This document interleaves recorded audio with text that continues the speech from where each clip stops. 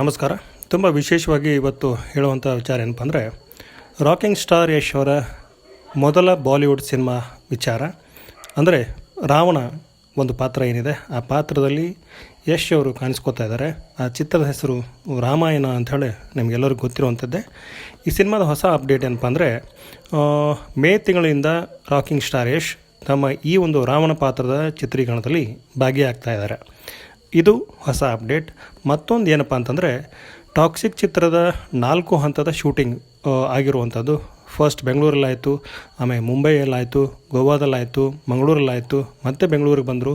ಈಗ ಮತ್ತೊಮ್ಮೆ ಮುಂಬೈಗೆ ಹೋಗ್ತಿರುವಂಥ ಮತ್ತೊಂದು ಮಾಹಿತಿ. ಸೊ ಇವೆರಡು ಪ್ರಮುಖವಾದ ವಿಚಾರ.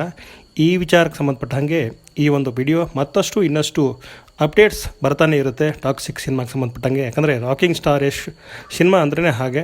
ಸೊ ಅವರ ಒಂದು ಪ್ಲ್ಯಾನಿಂಗ್, ಅವರ ಒಂದು ವಿಷನ್ ಏನಿದೆ ಅದು ತುಂಬ ವಿಶಾಲವಾಗಿರುವಂಥದ್ದು. ಈ ಸಲ ನಾವು ಟಾಕ್ಸಿಕ್ ಚಿತ್ರದಲ್ಲಿ ಸಾಕಷ್ಟು ನಿರೀಕ್ಷೆಯನ್ನು ಮಾಡ್ತಿದ್ದೇವೆ. ಅದರ ಜೊತೆಗೆ ರಾಮಾಯಣ ಸಿನಿಮಾದ ಒಂದು ವಿಶೇಷ ಏನಂದರೆ ರಾವಣನ ಪಾತ್ರ ಮಾಡ್ತಿರುವಂಥದ್ದು. ಈ ಪಾತ್ರ ಕೂಡ ತುಂಬ ವಿಶೇಷವಾಗಿ ಕಾಣುತ್ತೆ ಅಂತ ಹೇಳ್ತಾ ನನ್ನ ಈ ಒಂದು ವಿಡಿಯೋನ ಮುಗಿಸ್ತಾ ಇದ್ದೀನಿ. ವಿಡಿಯೋ ನೋಡಿದ್ದಕ್ಕೆ ಎಲ್ಲರಿಗೂ ಧನ್ಯವಾದಗಳು.